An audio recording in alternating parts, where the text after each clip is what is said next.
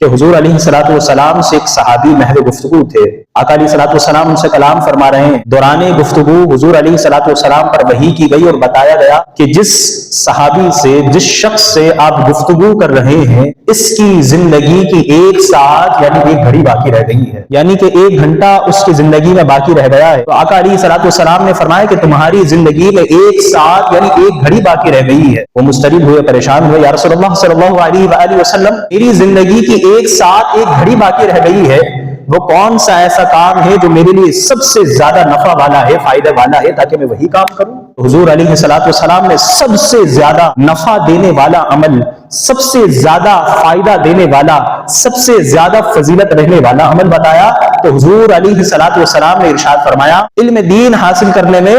مصروف ہو جاؤ۔ راوی فرماتے ہیں بالکل ایسا ہی ہوا، کچھ گھڑیوں کے بعد ان صحابی کی روح پرواز ہو گئی اور فرماتے کہ اگر علم سے زیادہ کوئی اور عمل افضل رکھتا